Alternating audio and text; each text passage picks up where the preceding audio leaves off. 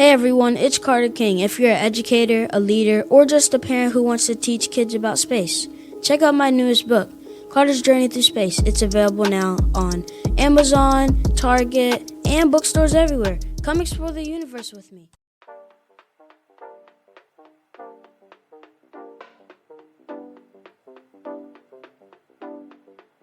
Welcome to another episode of the Contagious Culture Podcast. I'm your host, Kyle King, and the goal of this podcast is simple: to help you create environments where people thrive. Through real conversations, practical strategies, and powerful stories, we equip leaders, educators, and change makers just like yourself to build cultures rooted in purpose, performance, and authenticity.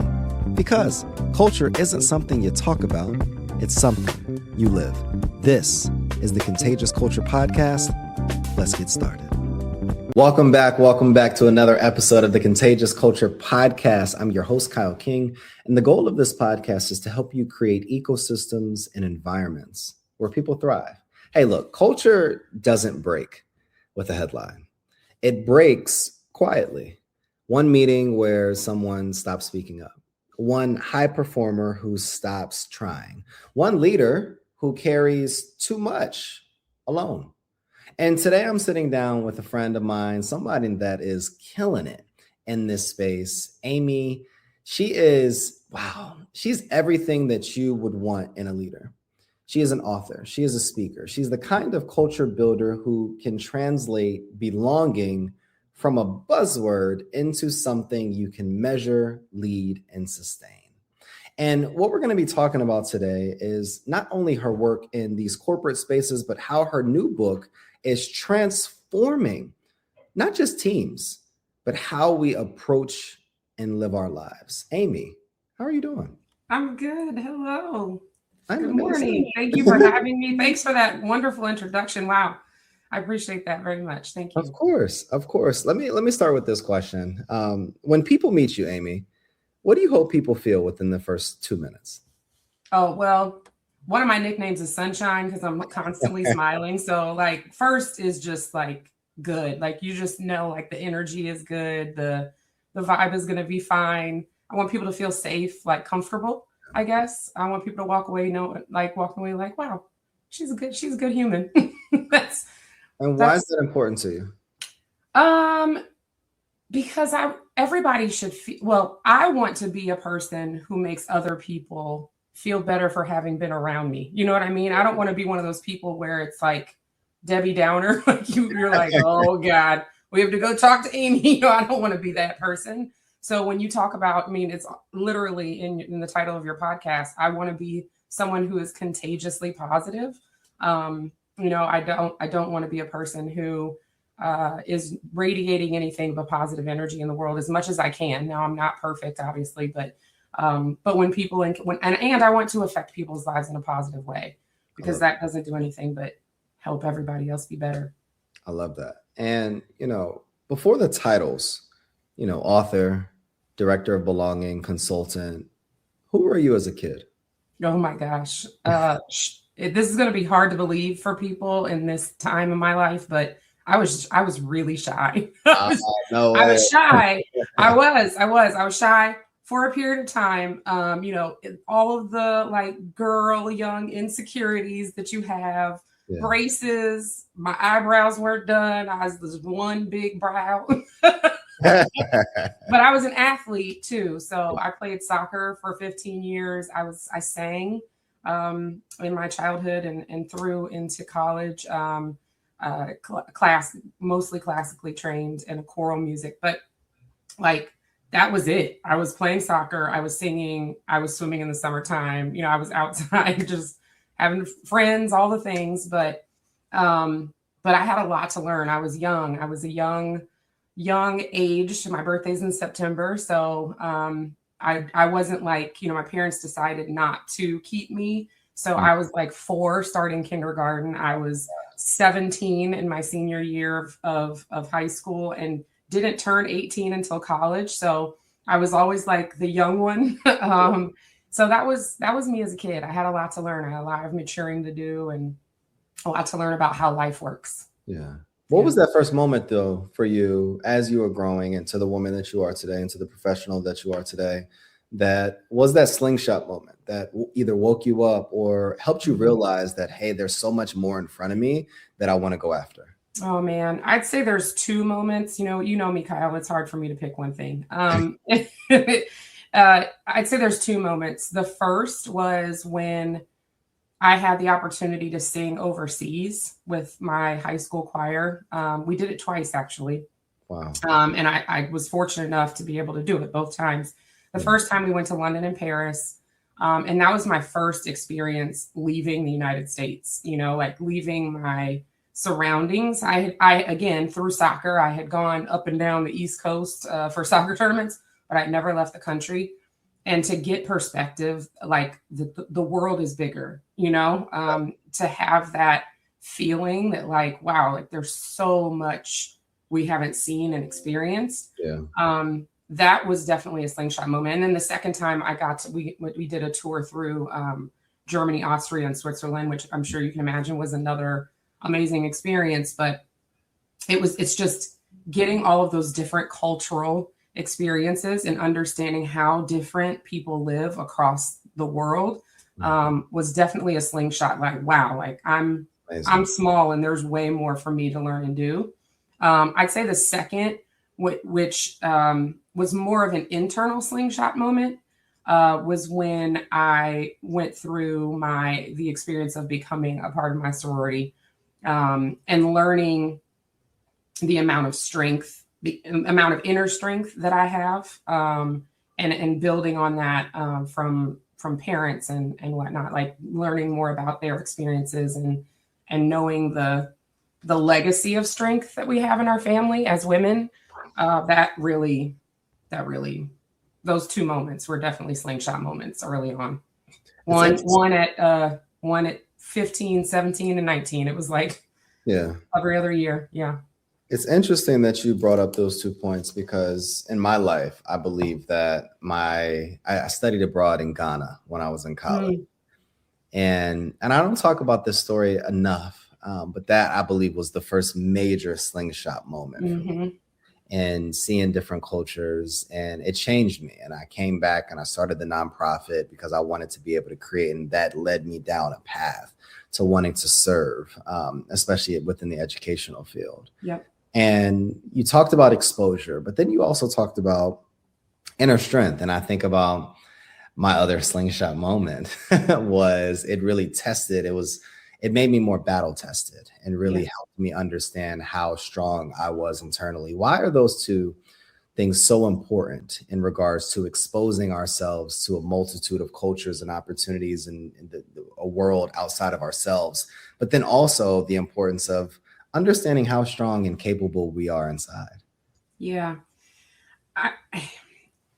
You can't help other people feel strong and feel connected and learn more about others unless you've done it for yourself. It's like, how great of a parent could you be if you hadn't had experiences to be able to share and help your kids learn? It's the experiential part.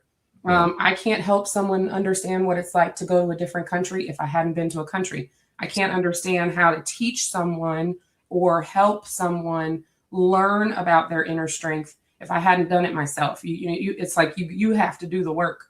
Yeah. And so for me, realizing my strength and then learning more about how all encompassing that can be, because your strength is tested. even though you realize like, okay, I'm strong, there are moments that continue to come along your way. I mean, I've experienced the loss of both of my parents already. I have, gone through Alzheimer's battles, kidney disease with my parents, my grandparents. I've had divorce, like things have happened. And if I had not realized the inner strength that I had to get through those moments, knowing that there was more on the other side, that is what, can break people. And so I think that is definitely a big part in the beginning of it. You have to have that foundation. You have to have, if you're building a house, you don't start with the roof. You got to start at the foundation. You got to build something for support. And that's the support. That's like the safety net, is realizing and trusting in your own strength. That's an interesting concept, because you work with leaders. Mm-hmm. You specifically work in the field of belonging culture. You are an expert in this field of DEI work as well. Do you believe that better leaders are the ones that have experienced the various things that their teams are experiencing? Or do you believe it's possible for you to be a great leader without having experienced those various challenges that your team is going through? Yeah, I mean, I think that there can be great leaders despite having not faced challenges, while at the same time, because you know me, two things can be true. Oh, yeah. While at the same time, I think, I don't know if better is the right word. I would say if they're able to have more perspective in living, it's the empathy part, not so much better, but they have more empathy. They have the ability to tap in and connect to what they may have gone through for better advice on how to get through it. It doesn't mean that they won't be able to lead someone through a difficult time or feel that challenge. That may be their challenge, like, how do I lead someone through something I've never experienced before? That in itself is a challenge. And so, sometimes you have to tap into other parts of yourself. It might not be the same experience, but you may have something similar, or you may have encountered somebody who shared that with you and you learned from them. So you draw on that experience. So I think it's possible. I do think, obviously, it's a different layer of empathy and perspective when you yourself have obviously gone through something and then are leading others through those challenges at work. The cool thing about your career is that, similar to mine, is that you started in education and you moved into corporate America. Mm-hmm, mm-hmm. What did you learn about, I guess, let's say, humans in schools or in the educational field that still shows up in boardrooms? Yeah, when I was in education, so for the audience, I was a high school assistant principal and teacher. So I was in the secondary education environment for 17 years. And moving into the corporate environment, I remember one of the questions in my interview was, how do you think you're going to be able to, transfer this work? And I said, humans are humans. Children and adults are both insecure in various situations. Children and adults both have to be coached. Children and adults both need structure. Children and adults, like, you're human, like, we're all human.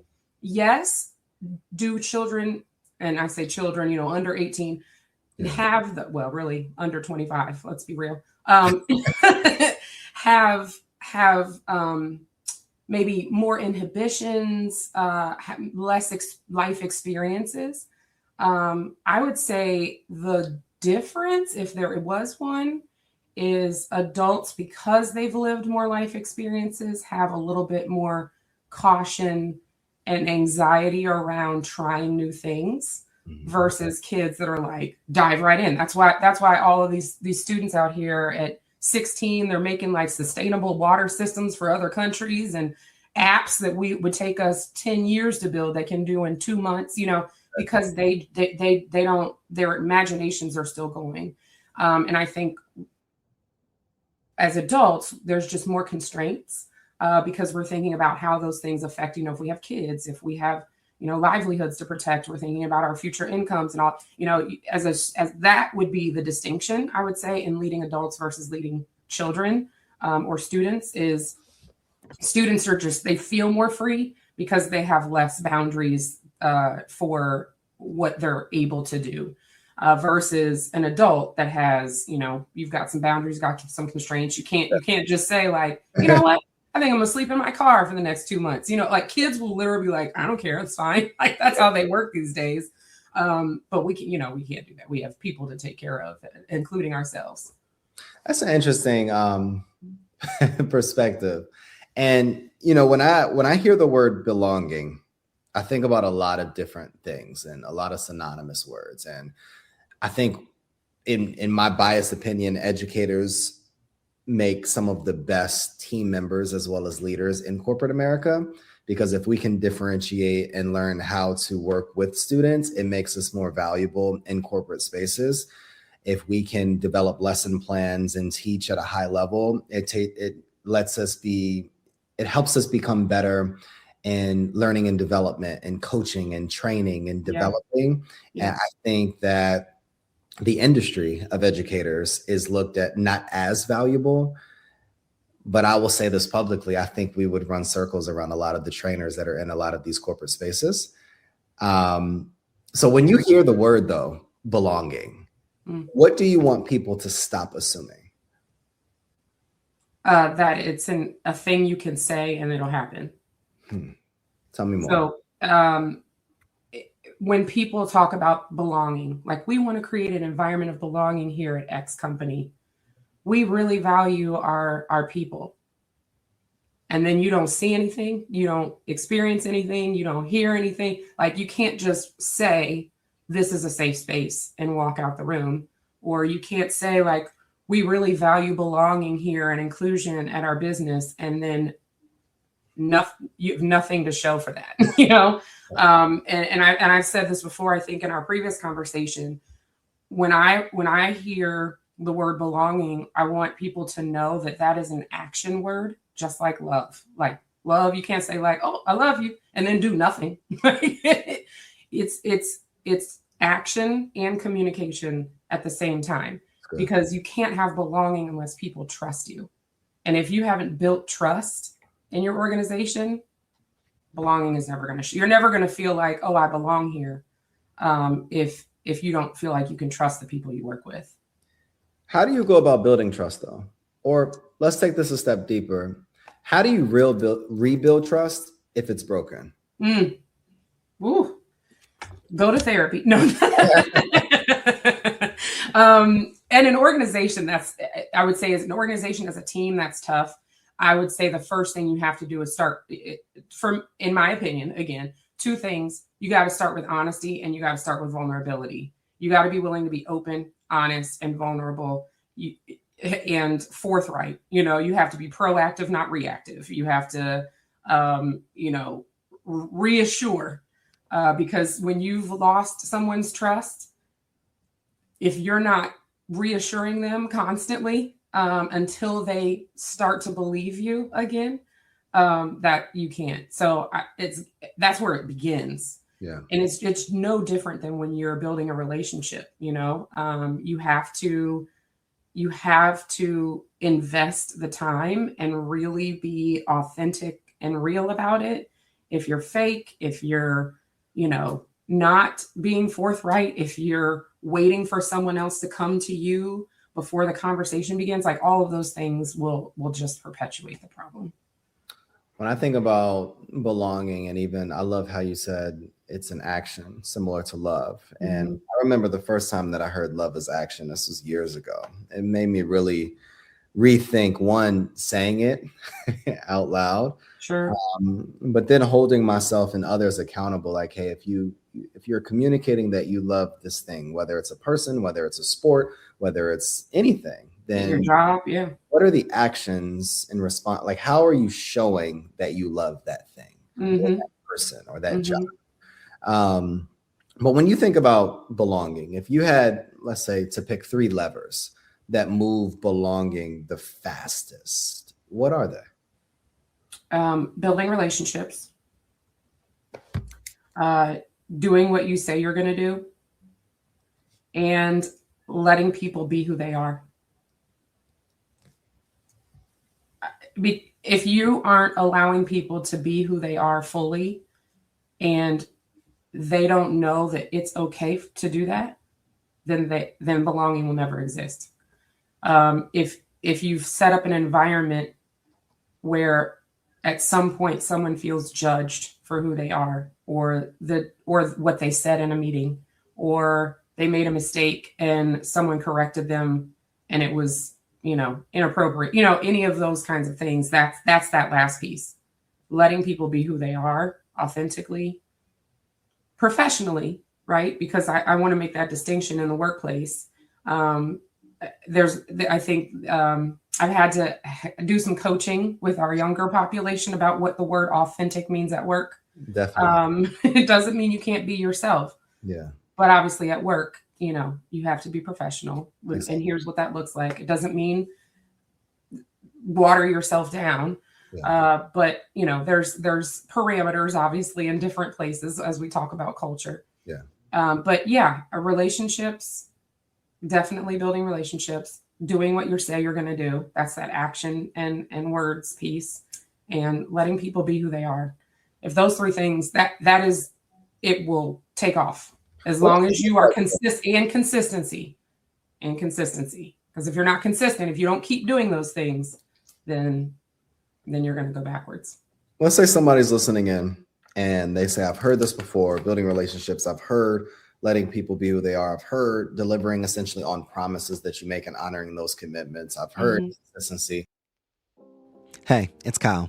Sorry to interrupt your programming, but I got a quick culture check for you. How's your team's energy right now? I mean, literally, right now. Are people feeling inspired? Or are they just showing up? See, here's the truth. Culture doesn't change because we talk about it. It changes because we live it actively every single day. And that's what I help organizations do. Build contagious cultures that people actually want to be a part of. Through keynote talks, interactive trainings, and hands-on consulting, I help leaders transform the way their teams connect, perform, and grow. So if your culture needs a little bit of spark, let's light it up together. Visit theculturelab.org, again, theculturelab.org, or connect with me directly on LinkedIn at Kyle S. King to learn more about how we can work together. Because remember, your culture is contagious. Make it worth catching. Now let's get back to the program. But what does this look like in practice on a day-to-day basis? Yeah. So I'll speak specifically to the time that I had when I was head of D&I for Paycor. I was the first to be hired into the role, October of 2020, the thick of everything, right? COVID, post George Floyd, post everything. And it did not exist as a formal unit at Paycor. And so building ground up, it in practice, it means you have got to dive into your organization and find out what's really going on, which means not just asking people, right? Anecdotally, what is the data telling you? What are the demographics of your business? What are the goals? Is the C-suite saying that they want for their organization? What are the guiding principles? Are they living those principles? How do you know that? Like it's like a huge data dive piece. And then it's strategically figuring out what are the things that have to be moved first. And obviously with our background in education, no one even knew what the words meant.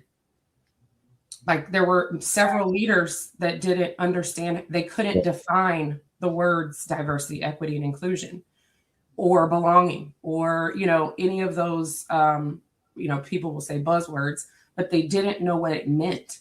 And so if you're not educating around what the words mean, you can't use the words and act on them. So we literally, like the very first thing I did, we had a live, important, not virtual, not digital, online, do it myself training. I said, nope, we're doing this live. Every single leader in the business that had people underneath them was required to attend a 1-hour foundational training that I did for them on what is this and what are we going to do with this? What is the strategy for the business? What does this look like for you? What is your next step? Here's where we can come in and help you, like all of those things. That was where we started. Because the business, like many other businesses that are focused on, and truly are focused on wanting to become or be more diverse over time, want to start with talent. They want to start like, let's go find all the diverse people in the world. Yeah. And it was no different. It was like, when can we start, really building on this? And I said, it's going to be a golden rotating door if we don't make people feel like they're comfortable here, and they can't feel comfortable if the people don't know what the words mean. So we have to build the supports around them and make sure that there's things for all of the people. So like that means bringing in your ERG networks. That means providing different events, allowing people to use their voice, be heard. We did focus groups to hear like, what is it that's missing? What do you feel like we need? Because you can't tell people what they need. You have to ask them. So all of those things was how we started and what it looks like in practice. And then you just build from there, because every year things might be different, which it was. Every year the needs changed. As we grew, we went from 1,800 to 3,000 employees in a year and a half.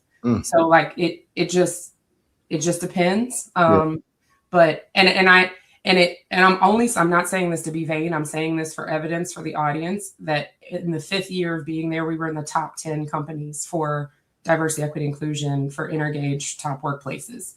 Wow. So it happens, and it can happen quickly, but your business, your strategy, your data, your inputs, and your intentions have to all come together for that to happen. I was grateful to work for a business and people in leadership that were willing to support that.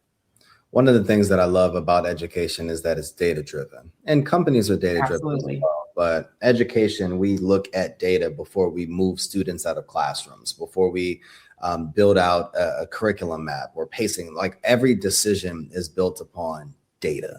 Yeah. But with belonging, with DEI, with this work, what are some of the metrics that people usually use to track if it's improving, if it's not? Like, how do you measure this type of work?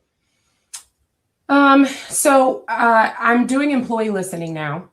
So I work for a new business that actually acquired Paycor. So Paycor's still out here, still Paycor business unit. Doing employee listening, I would say one of the biggest pieces is you have to ask people how they feel. And that is a measurement. So do I feel a sense of belonging? Do I feel included? What do I want to say? Do I want to work here anymore? Like, have I thought about leaving the business? But then it's also looking at trend data for various groups. And it doesn't mean that you're singling people out. I want to be very clear about this, because this is a big sticking point politically about like separation and, inclusion is not inclusion. It means figuring out what people need to feel okay at work. And you can't do that if you're not looking at various populations. So that means age, military, LGBTQ plus, all of the various cultural populations, religion. We actually looked at religion because we built a global interfaith calendar because it helped when people had business meetings, like for example, when Ramadan is going on and people are fasting and or aren't eating at different times of the day or whatever that is. Like, if you don't have that awareness and people are in meetings and they're talking about food the whole time, you're like, it's super insensitive, in various scenarios. So it really was about like, just how are all of these people interacting and all these different questions? What is our norm, right? Like, because you have to find what is that average? What is the normal person at the business feeling based on the data, and you can get that in a graph, right? And then how do you compare to that? How does each population compare to that bell curve average? Are they below? Are they significantly below? Are they significantly above? Why? And so those measures and in asking the questions that are pertinent to your business are going to tell you where you need to move.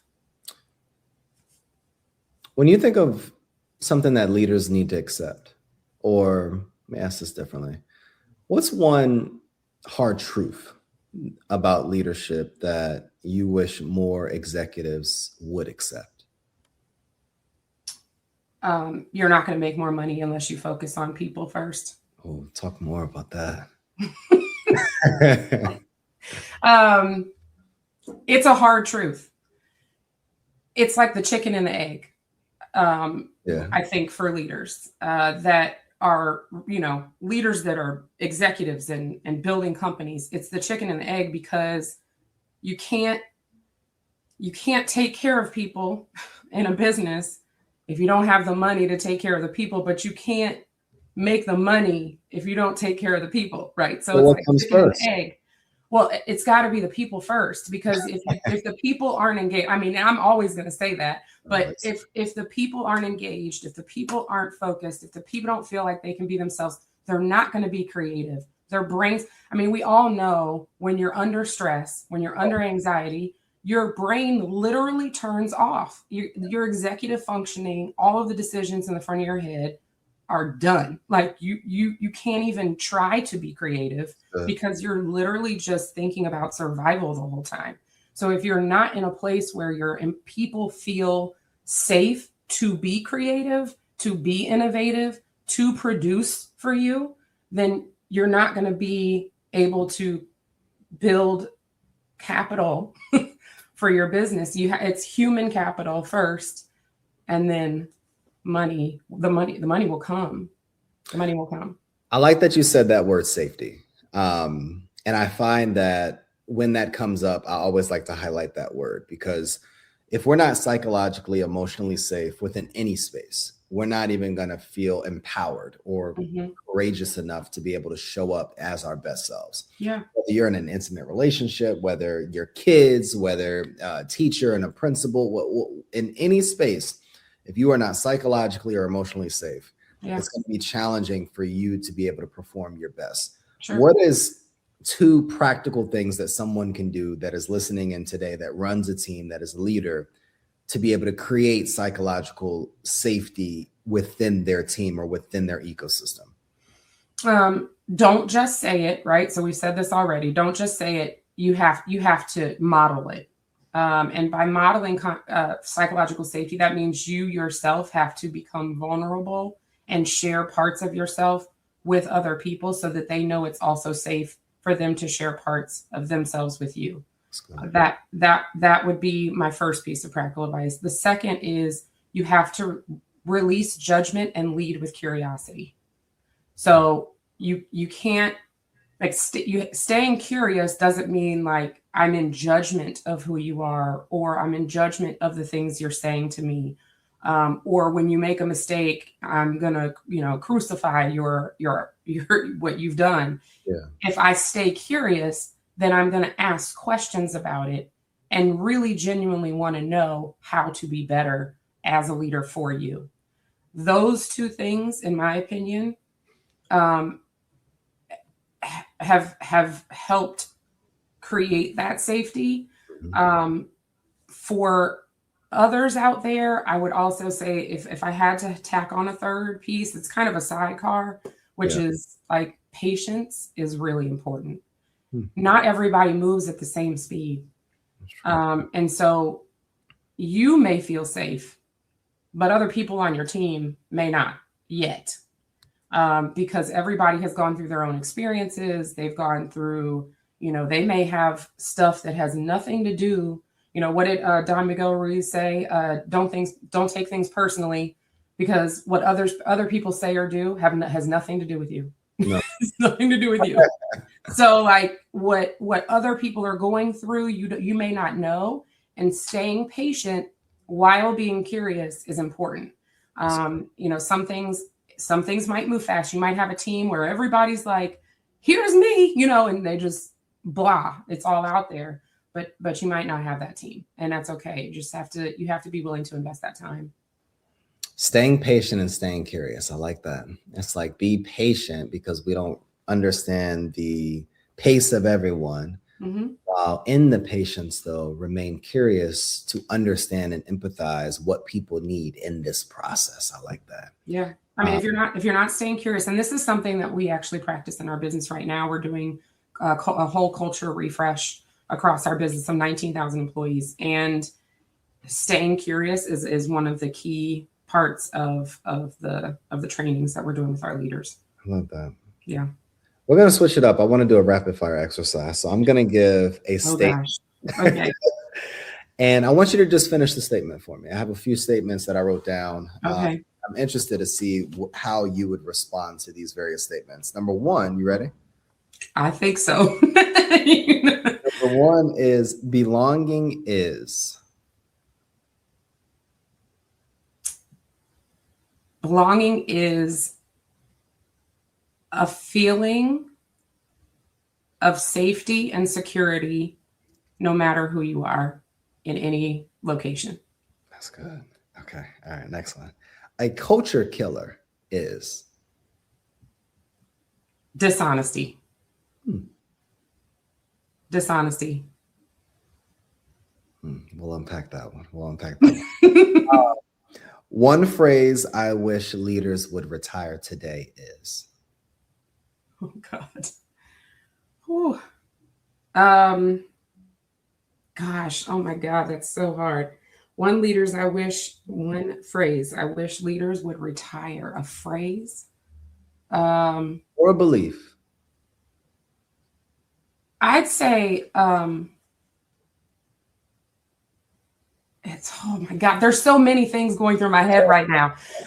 One thing that leaders would retire, I would say a belief. I'll go back to what I said before, which is assuming that you can have success without taking care of your people. Okay, we'll go with that one. Okay. All right, next one. A habit that builds trust fast is. Vulnerability. I figured that one. Yeah. And this is an easy one. What's a book or a podcast that you're absolutely loving right now? Oh my gosh. So I got to be honest, because I just finished writing my book. I haven't had the mental space to read a recent one, but I knew you were going to ask me about books. So I grabbed 3 of my favorites. Let's go. Let's go. Okay. So obviously I have to plug my own, which is Healing Division. Yeah. Balancing Empathy and Power. So definitely go get that one. This one is a root from my, when I got my master's, my second master's degree in administration, Leading in a Culture of Change by Michael Fullen. Okay. Oh my gosh. It's you see all the flags in the, this one, I think there's a newest, there's new editions that come out. So there's a newer one. The cover is different. Okay. But I refer to this all of the time. It's just it's so good. And it's one of those like timeless ones. Yeah, of course. You can go back to it over and over again. And this might turn some of the Michigan fans off, but oh, God. Love the line. So but here's the thing. Here's what I will say about this. It's not about Urban Meyer. It's not. Yeah. And I know that this particularly, he's using, his experience as the Ohio State football coach. Having said that, it's the person he worked with, which was, it wasn't Mike Rutherford. What is his name? I always forget his name. He's actually passed away now, but he created the E+R=O system. If you've never heard of that. So it's infused in all of I know of at least 5 to 10 different school districts in my area that are using this to build culture in their schools. So this is the framework. E+R=O, event plus response equals outcome. And so the theory is, and I have a piece to add on to that, of course, but you can't control an event that happens. You cannot control the outcome. All you can do is control your response to it. E+R=O. I like that. Now, I would also add E+R+L=O. And the reason I'm saying that is because even though you can control your response, it doesn't mean you've learned anything. So I would add, you control your response, but if you haven't learned why you responded in the way that you did, or why that event is, you have to do the learning behind it so that you don't do it again, or so that you can explain it to someone else. And here's where I'm going with that. If let's say you have an event in an environment and someone says something offensive about someone else. Yeah. So there's the event. It's offensive and you were present to hear it and you knew it was wrong. Your response is, hey, let's shift the topic of conversation, or you make a joke. So you've changed the outcome, but what did you learn? Like, do you know why that was offensive? Did you ask the person, right? Did you lead with curiosity? Did you ask the person who was offended why it was offensive? That's good. So for me, if I had to add in a layer, I would say E plus R plus L equals O. But the system, that's actually what this book is about. I'm going to read that one. It's called Hold the Line. Above the line. Above the line. Yeah. Okay. Above the line behavior. So and then there's a whole lot more that goes into it, but he hired a person, and it's literally, my mind is blank right now, but I'm going to send it to you when we get off. It's going to come right back. Because he has a whole the business is called Focus 3. Is the consultant that leads the work. Focus 3 is who he worked with, and real good stuff. I like that, especially for culture building. Amy, this has been phenomenal. I knew it would be, though. Always. What is one project that you're working on or have recently launched that you are most excited about?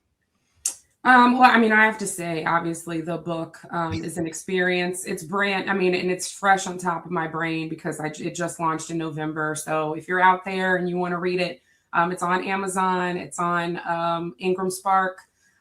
So happy, really excited about that project, and hopefully the impact that it could have over time. The other thing I'm doing is building employee listening strategy for the business that I'm working in now, and hoping that has a long-term impact for building trust at a time where we are integrating two businesses, it's the largest. Paycor was the most recent largest acquisition for this business, and so I'm hopeful that will help people feel better at work over time, that their voices are heard, that actions are being taken. It's a big body of work, along with working with my team on the culture refresh and making sure that our leaders are infusing our values and our principles and what we're calling the 5 startups moving forward. So those are the biggest pieces, I'd say, from a work perspective. As we start winding down, I'm really looking forward to shutting my brain completely off for the next 2 weeks. But there's a lot of work that we're going to be doing as we move forward and trying to make teams feel included, culture is embedded, so that we can continue to be successful. Amy, if you could put one sentence on a billboard for all leaders, what would it say? Oh my gosh, Kyle.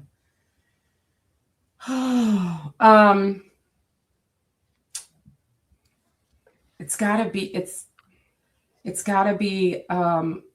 lead with empathy and realize your power.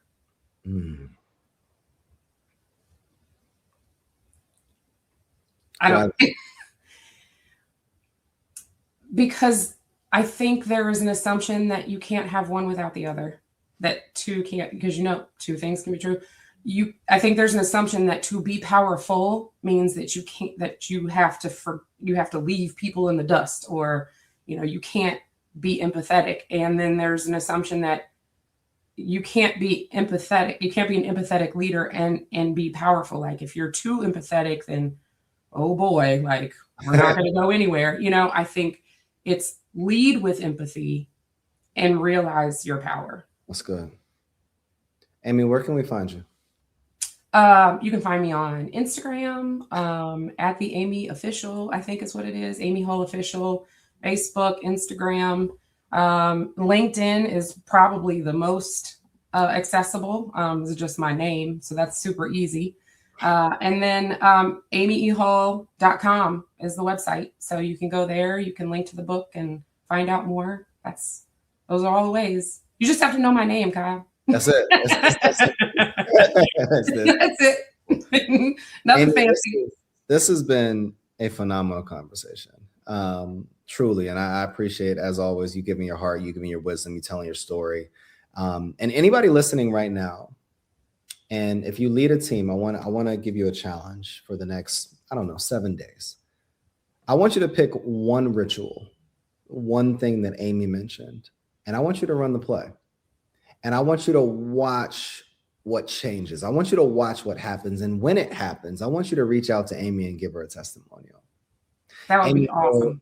for people who not just want to follow your work, but bring you in or connect with you, what's one thing that they can expect if working with you?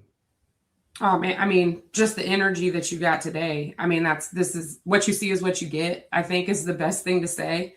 There will be energy. I will make sure, well, for me, it's about meeting people where they are. That's the educator in me. So it's not going to be a cookie cutter, which I think a lot of people are nervous about, especially when you've written a book. People are like, oh, she's going to be book pushing, not necessarily, because everyone's scenario is different. So I think it would be, I would be listening. First of all, I would be asking questions and listening, but I'm always going to bring this energy to the room, and try to be as positive as possible.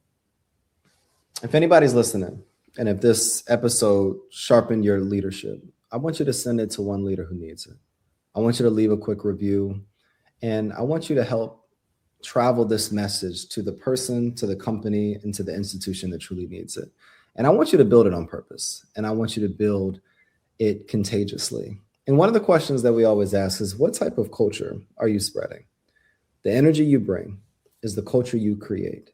Make yours worth catching. It's another episode of the Contagious Culture Podcast. I am here with amazing Amy Hull. And look, like, subscribe, share this episode, and we will see you guys next time. Thanks for tuning in to the Contagious Culture Podcast. If this episode challenged or inspired you, hey, take a second to share it with someone who's building culture in their world. Make sure to like, subscribe, and leave a review. It helps more leaders, educators, and change makers just like yourself join the movement.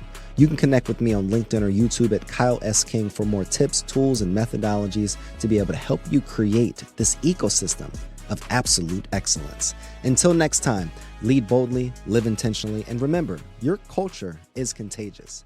Make it worth catching.